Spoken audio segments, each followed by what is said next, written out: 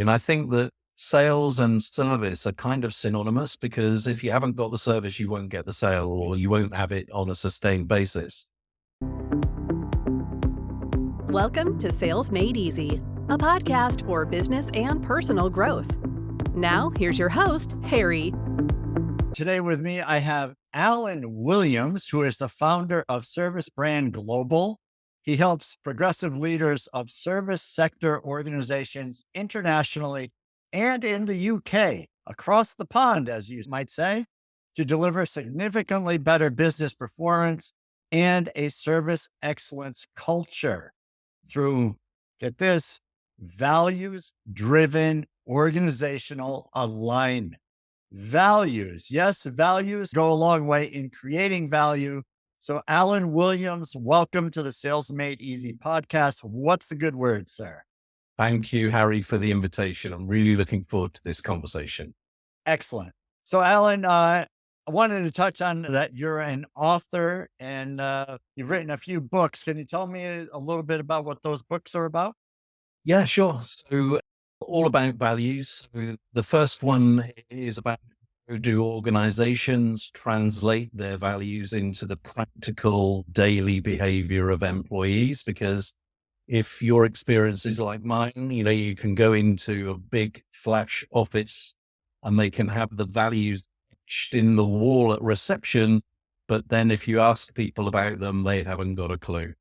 So that's the first one. And the second one is a personal version of the same approach. So this is to help people practically live their values on a day-to-day basis in the face of a world that is very busy and dynamic and can take us off course and off balance unless we're consciously practicing what we believe in. And then the third one is called the values economy. So it's about how things are changing and how we're making choices now much more based on what's important to us rather than on a rational, often financial basis, which is what we used to do. So fair trade is a good example, where people are willing to spend a 30% premium, not because of the quality of the product, but because of the way they believe it's got to the shelf and them thinking that's the right way. And then, funny that we're talking about customer service and customer experience, I'm just waiting for the manuscript edit for our next book, which gets published next April. So that's called Supercharging the Customer Experience. Outstanding. So is that also tied in with a values thought process as well? Yeah, it is, Harry, because at the end of the day, the customer experience needs to be rooted in the values of the organization that's providing that service, or else it won't feel quite right. So for instance, if, let me give you a European example.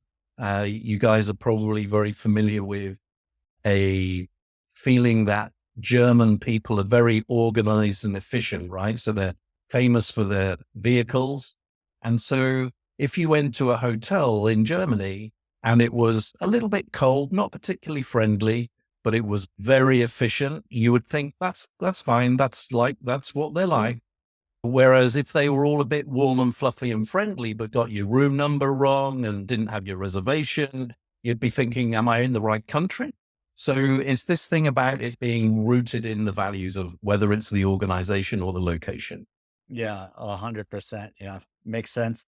So one of the things that you and I were chatting about earlier is that, well, values are extremely important, obviously, but they don't always trickle down to throughout the employees. And you mentioned, having the values on a wall somewhere or laminated, I think as you're stating, better to live them than to have them laminated or something along those lines.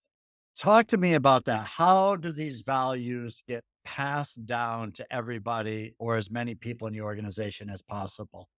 Yeah, well, first, let me just describe the situation that you allude to, which is all too often. And so, we were talking about the values being on that wall. And so imagine this scenario. Here are our values words. Oh, there are 5 of them. And we want all of you employees to go and live them, please, now. Now, with no guidance, don't be surprised that people's behavior is like this, Right. all over the place. And so there are a number of key steps. The first one is to be very clear about what your values are and to have some form of descriptor so that people have a bit of a clue more than the word excellence, for instance. And then it's a question of everybody knowing what they are. But the work that I do helps all of the employees to be involved in translating those values into more concrete, observable behaviors. So, for instance, if we mentioned the value excellence there, if the organization has a value of excellence, through a workshop process, it might be identified that a very practical behavior is that we check things one last time, right? That's a really practical, observable behavior that you and I both know whether we've done it at the end of the day, and we know whether each other's done it at the end of the day as well. And that becomes the way everybody behaves in the organization. And when that's in place, by definition, the value of excellence is being lived. And so the approach I use is called 31 practices because there are no more than 30 days in a month. Everybody consciously practices one small behavior each day. And the neuroscience of it is that that conscious repeated practice embeds the behavior. Nice. So these 31 values and practicing them daily, how do you know that they're being practiced daily? So another important part of this, and it's a very practical, operational approach. It's not living in human resources or corporate communications, which is often where the values stuff lives. So I work to help organization get this right into the guts of the business every single day. So one of the sessions that we have is with kind of middle management leadership, asking the question, how can we support and reinforce this process of 31 practices? And so the sort of suggestions that come up are, hey, what about if we translate our 31 practices into a question set that we all commit to use when we're hiring people? So in that example of excellence, and we check things one last time, if you were interviewing me, you might say, Alan, we believe in excellence here. So can you give me an example of where you've checked something one last time and found how valuable that was? So then you're hiring people like you want rather than having to retrofit them, right? Another example might be that on your email signature block, you have your values specified underneath your name and your title, so people know what the organization stands for. So this whole working session lasts for a half day, and it's about getting the people in the organization to identify those things that you can do that actually support the 31 practices being alive. Connecting it to a recognition program is a really important one. Yeah, I like the sounds of that. I always love recognition. So how does that look? So it's very, very simple, Harry. And again, I think I tend to favor the simple rather than the complicated. And so for me, this is not about hiring a third party to put in place a complex recognition program. All it's about is saying, guys, we want to celebrate when people are behaving like we've all agreed we should be behaving. And so when you see somebody doing this stuff, these 31 practices, we want you to shout it out, and we want to make everybody aware of that. And even if it's you, please feel free to share what you've done. And then we'll have a committee of people that are not the senior leaders in the organization. And every month they will review all of the nominations and they will choose the very best examples. And those people will be put in the spotlight and we're going to celebrate them. That's it. Recognition for me is the best return on investment you can get in business. Wow.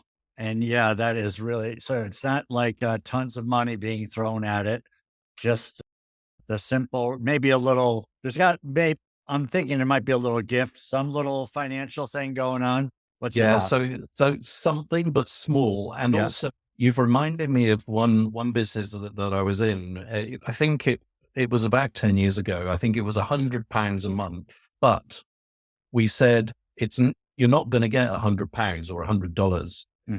What we would like you to do is tell us a gift of that value that you would really like, and we'll buy it for you and present it to you. And when I presented to this guy, he worked in the post room, and he cried. Wow. You know, he was like, no other organization has done something like this for me. And he received that recognition. I think it was because he spotted that somebody's mail was the wrong address and he flagged it up to the right people. So something really very, very simple as well. Yeah. I mean, this is so good. I'm just thinking about the common thing I've heard over the years in America. I don't know if it ever happened in the UK, but people say here, that's not my job. I don't get paid to do that. And so they frequently don't go the extra kilometer, if you will. Is that similar in the UK? Yeah, it is similar. And I think that happens, Harry, when you focus on the job description too much, which is the what you want people to do, whereas I tend to focus on the why and the how. Let me share another story with you. So this was in a bank, and we were responsible for the reception services delivery. And we paid a lot of attention to explaining to the ladies and gentlemen on reception that their job was to make our visitors feel good, right? Mm-hmm. Yes, they had to produce a name badge and check them in and all that stuff. But that was just the what.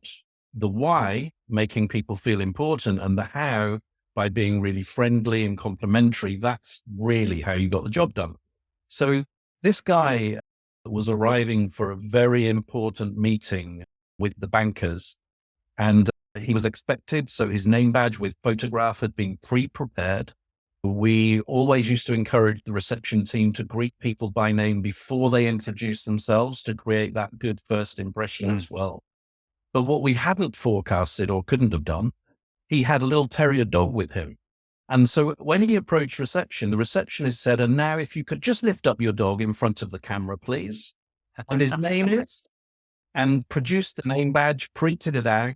The guy walked into the meeting room, and the first words he said was I'll use a beep, but he said, "That was the best greeting I've ever had anywhere in the world." And the meeting went like a dream. Oh, great. Yeah. So you get to bring dogs to meetings in the UK. I mean, what's the deal with that? It's probably a size limit. I'm thinking my loud dogs will not be able to sit still in a meeting, but yeah, it's a great story. So in the US, Alan, a lot of people don't want to work. I'm hearing this more and more. It's hard to find good people. And so pretty much if someone shows up for an interview and they can fog up a mirror that shows that they're alive, they're going to get hired in some jobs, especially sales jobs, because they're hard to fill. Would this type of thinking around values work in hiring people in sales, do you think? Yeah, I know that it does. So with the 31 practices approach that I described, I do a report every year, which involves interviews on a group basis and one-to-one with employees at all different levels. And I was speaking to this one guy who said that he was contacted by a recruiter who said, "Go and, there's a job going with this insurance company. Why don't you go and have a check it out?" He said, "Well, I'm not really interested in the insurance sector. I've never worked there before, so I'm not sure that I'm so bothered." So the recruiter said, "Well, you might be, because they're really into values and they bang on about how important they are. And what seems to be different about these guys is that they've translated them into a set of practices that they actually encourage everybody to live by every day." So he said, that made me curious. And I came along for the interview and I found out a little bit more, and I found out that they were being straight about it. It wasn't some sort of a sham. And I ended up taking the job, and I'm here. So that's one. The other example I can think of is from the US. It was in New York, and this was for a hotel company. And so I said to this group of 8 people around the table, "What is it you like about the 31 practices approach?" And a Hispanic lady who cleaned the bedrooms, she just leant down into her handbag and took out the little booklet that we produce for everybody to, like a memory jogger. And she said, "This is like my Bible at work. I read it every day and it makes me a better person." Wow. And when I general manager that, he was like, this is like gold dust. Right. So it goes way beyond the wage.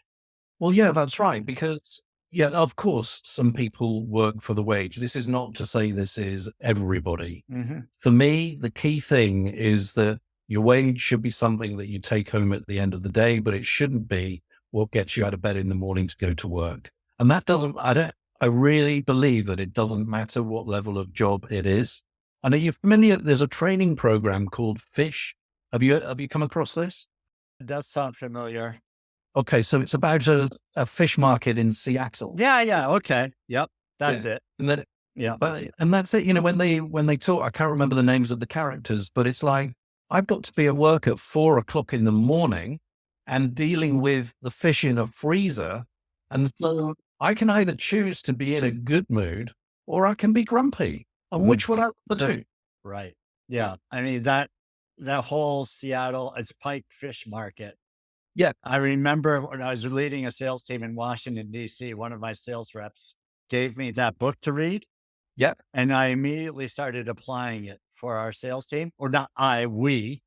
Yeah. And so we sat around the conference room and we came up with ways that we could throw fish Yeah. in sales. Yeah. So it was all these small wins was like throwing a fish. Yep. And so these emails were going back and forth and eventually became company wide from one sales team to another. It just, the excitement about throwing fish, I brought and ended up getting stuffed fish for a quarterly meeting. And we were throwing fish across the room with, Fantastic. 100 people in the room or more. And it was exciting and fun. And so like the whole thing is like, you're going to go to work anyway, but Yeah. you have to earn a living somewhere. Why not have some fun along the way and just become a much better experience for everybody involved? Yeah. And you've reminded me of so this isn't about fun, but it is about this different mindset. So I started to have responsibility for a call center operation, a help desk.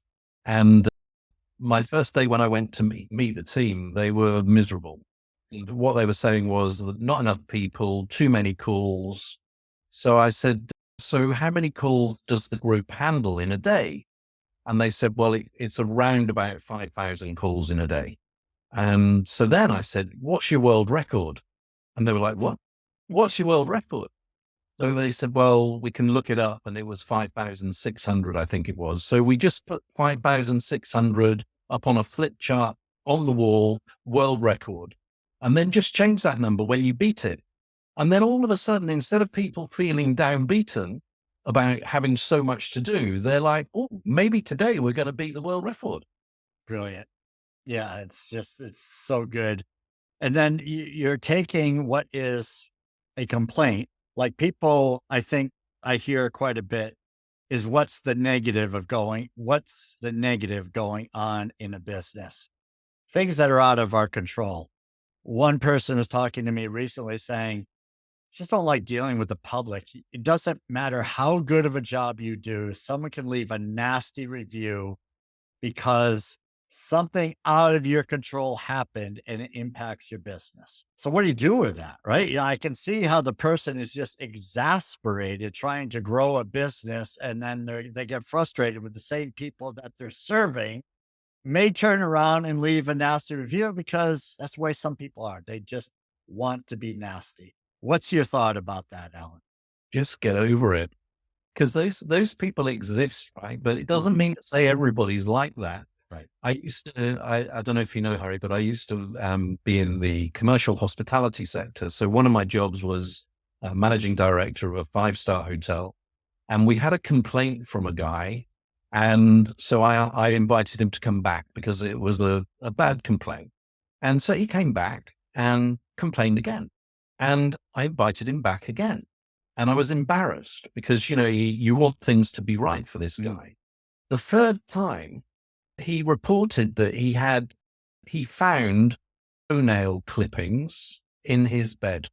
And so now I'm getting frustrated, right? The housekeeper, I discussed this with her.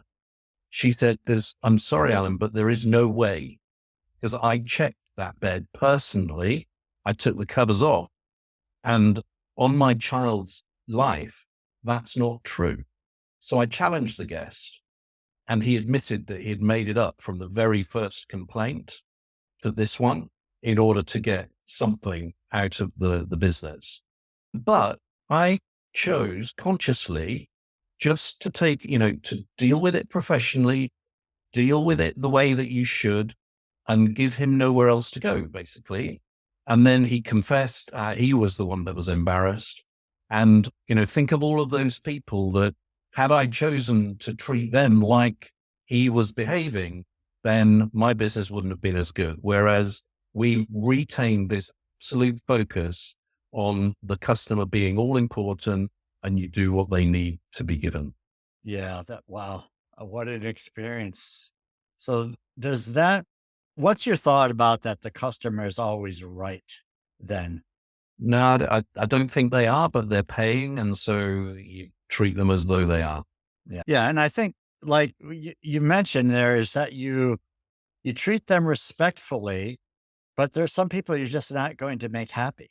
Right. Yeah. And, in a situation like that, you might just offer, here's a gift card for another hotel. Try something like that instead of, there's some people you're just not going to please. If that's the type of hotel that you are or something, instead of giving them more money to spend with you, maybe it's take off, mate. Yeah, I think that's absolutely right, Harry. And so the two further examples, it's the same hotel actually. And these are two examples of how you can deal with customers and feel satisfied that you've done the right thing. So one guy, it was autumn time, and it's a beautiful Jacobean manor house with a big expansive lawn at the front and very large trees. And this guy said to me, Alan, there are leaves on the lawn. Complaining. Now vacuum out, will you? We did clear the lawn twice a day, once in the Oh, my morning and goodness. once in the afternoon. And so I explained to him that was what we had decided was the appropriate action to take. Sorry if he was disappointed that he couldn't see all of the lawn, but that's what we chose to do, and that was it. That was one. The other one was much more extreme. So it was the organizer of a corporate conference, and she was just over the edge rude with members of my reception team, to the extent that she made one of the ladies break down in tears, just too vicious. Yeah.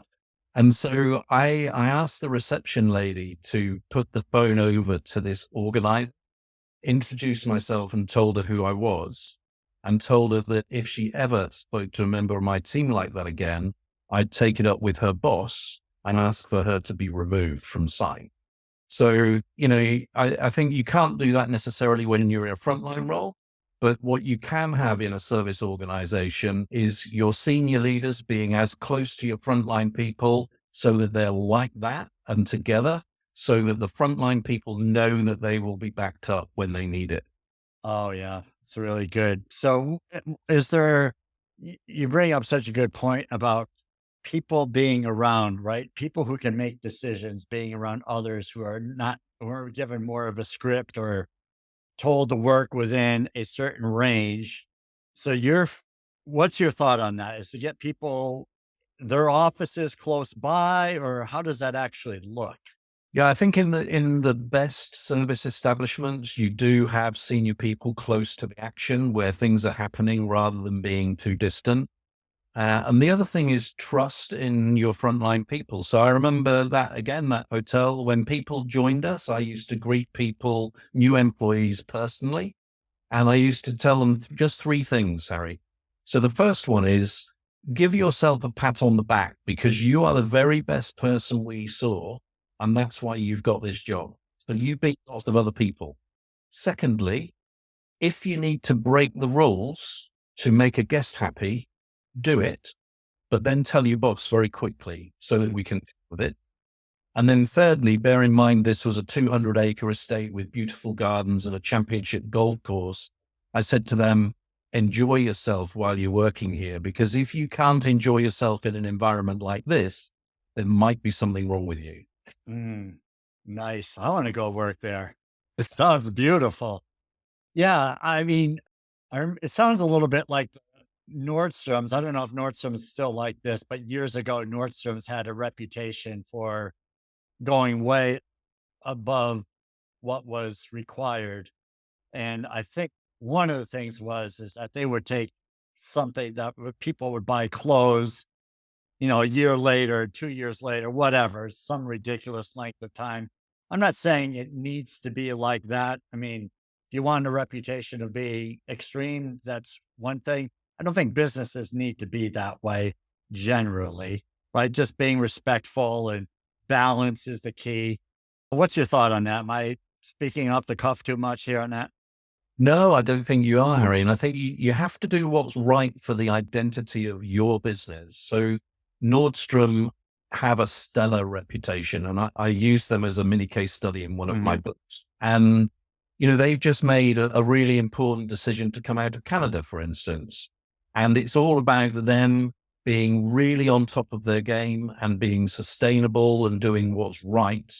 And one of the things I love about Nordstrom that's included in that mini case study is that they will not approve an investment on an IT project unless it can be shown that the customer will benefit. Now, that's really important because how many organizations do we both know where money is spent on IT and then IT gets in the way of people doing their job, but nobody's kind of thought of that. Yeah, it's funny. So I'm coming from the sales side of business. And one of the things I've looked at over the years is that I believe that any business needs to be in, everybody needs to be in sales inside of the business. The business is surviving because of sales. Without sales, there's not a business, right? You need revenue coming in that comes in through sales. That's the way economics work. And I believe that everybody should be tied into that somehow, some way is that, the people who are answering the phone are in sales. The people who are taking care of the service organization, fixing stuff, they're in sales. The administrative people who are dealing with billing, they're also in sales. Sometimes people look at me like I have two or three heads, but what's your thought on this? Am I off base? Talk to me. I'm with you 100%, Harry. And I think that sales and service are kind of synonymous because if you haven't got the service, you won't get the sale or you won't have it on a sustained basis. And whenever I've run businesses, I've always had bonus schemes where everybody benefits from the success of the business. And everybody realizes that if they're not serving a customer, then they are serving somebody who is. This concept of the internal customer is something that I think is really important. So the chef being mindful when they're handing that plate over to the waiter, that the chef needs to be thinking, I would be proud to be standing in front of the customer, putting that plate down. And I want that waiter to be complimented on the quality of the food and the speed of the service and everything else. So I'm with you. Everybody is there to deliver service to customers in order to gain sales. And actually, just one more point on that is the discrepancy between the sense of importance between people in sales operations versus people in head office. And I remember having a conversation with a guy and saying, what do you call tills in the US? Where you take the cash. Like a cash drawer or something? Or, yeah, okay. Yeah. So I said to him, do you have any cash drawers at head office? And he's like, what do you mean? So I said, you don't, do you? This is where we take the money. Yeah. Okay. So I think this works both ways, is that sometimes salespeople, they get a little egotistical maybe, and they think they are the creme de la creme, and they might have attitude because they say, well, look, without me, you don't really have a business. Without me bringing in the production, you're not going to have the revenue and so forth. And they probably think they can think too highly of themselves. So you have that. Not that that happens a lot, but occasionally it does. I'd be silly not to mention that. But then on the other hand, you have people who are in other departments and they look down upon salespeople because they'll say things like, oh, they don't work very hard. They don't know what it's like. They're terrible with their paperwork. Their follow-up isn't any good. They overpromise, they underdeliver, and they have all this negativity going on. So now as a business owner, how do you corral that and help make that better? Yeah. So I think it comes back to where we started the conversation, which is about values. So everybody having a clear understanding of what the organization stands for, that they're all in it together. And it's just that everybody does a different job. And you've reminded me of a kind of quite young sales guy that I had in the hotel, and he was promoted to management level. And I remember the conversation really clearly because I told him that he needed to do that in hotels, you have something like something called a duty manager at the weekend. So this is a kind of middle manager or senior leader who makes final decisions, in the absence of other people at the weekend. And I told him, you're going to need to do a weekend shift. And he said, but Alan, I'm in sales and I work Monday to Friday, 9 to 5. And I said, well, yeah, you used to, but now you're working occasionally at the weekend as well. And I bet you after you've done 2 or 3 sessions, you will have learned a lot and people will respect you a lot more than they've done previously. Mm. And both were true. He said, I never realized how hard these people work, turning a conference room round into a dinner setting and this sort of stuff. Mm. And similarly, he got to know some people. So when he was doing a show round, they were, hi, Andrew, how are you? And people were impressed. So it worked both ways. So I think that it's mutual understanding is the key based on the values. Yeah, so good. I mean, I love that. Do you think it's valuable? It's a good use of time to have people from one department to hang out with others in another department that to give them better insight as to what they're doing? Yeah, I totally recommend it. So I used to, I was running this $20 million business, but I used to do a day in the greenkeeping department. So raking the bunkers at 6 o'clock in the morning and then going and having a hot drink and a bacon sandwich at 7 o'clock for your first break. Yeah, absolutely. So this mutual understanding and people regarding themselves as part of a collective rather than an individual doing a job, I think is really important. This is great. All right. So I am really busy, Alan. We've got a job to do. We've got customers to take care of. I don't have time to look at values every day. Do you ever hear someone say that? And what's your thought about it? Yes, I have.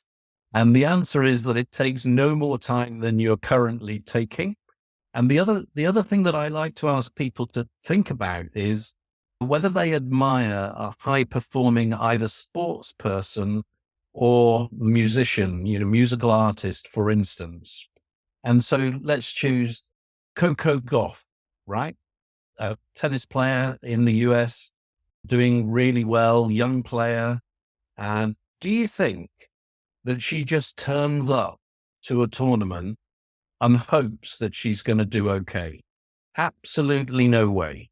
And what it's all about is her spending hour after hour consciously practicing, for instance, a forehand cross court shot so that she knows even under extreme pressure, she can pull this shot off and be confident that she's going to do that.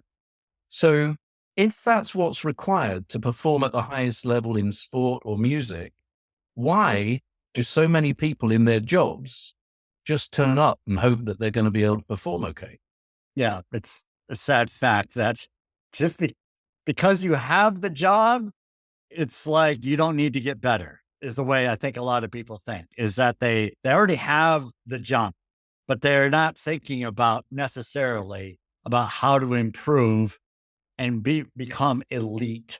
I think this is a very common issue. And I used to say that just because you are in sales does not make you a salesperson, Absolutely. right? Because anyone can get a sales job, but they can come and go. But that's probably true with any specific career or thought. Yeah, What's your thought? I think it comes back again to, earlier we were talking about the difference between the what, which is the what you do in your job versus the why and the how. And Mhm.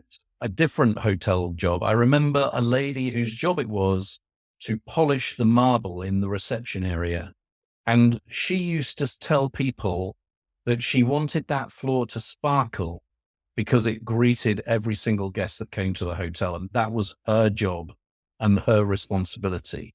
Now, how cool is that? Rather Right. than thinking, I'm just the person that cleans the floor. Right. There's a number of great stories and experiences like that. Someone working for NASA here in yeah. the US, right? You're familiar with that story, the janitor or something, Yeah. talking about how he's helping get people into land on the moon or whatever. You know the That's story right. better than I do. I can tell. So this has been super helpful. Alan, what am I missing here? Is there something that stands out that we should have talked about here for the last minute or so? Well, Harry, I think maybe we haven't touched on this, but to remind ourselves at all times that we're human beings. We're not just employees. We're not just a payroll number. We're a human being. And if we treat each other with humanity and respect, then perhaps we'll all feel better and do more and be more productive together. Yeah, that's really good. That's a great way to end this. Alan, where can people find more of your brilliance, sir? Well, Harry, LinkedIn is probably the shortcut. So Alan Williams, and the company name is Service Brand Global. There's also a website, servicebrandglobal.com. And I'm happy to hear from people if you want to get in touch. Okay. Awesome stuff, Alan. Appreciate you joining me on the Sales Made Easy podcast. I can't wait to continue to read and find out more about what you're doing on the values front. Great stuff. Thank you, Harry. Bye now.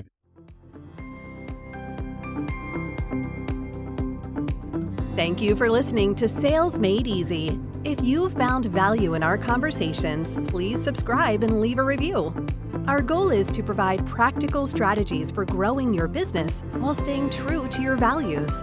Remember, success in sales is about serving your clients. Serve first, and the selling will follow.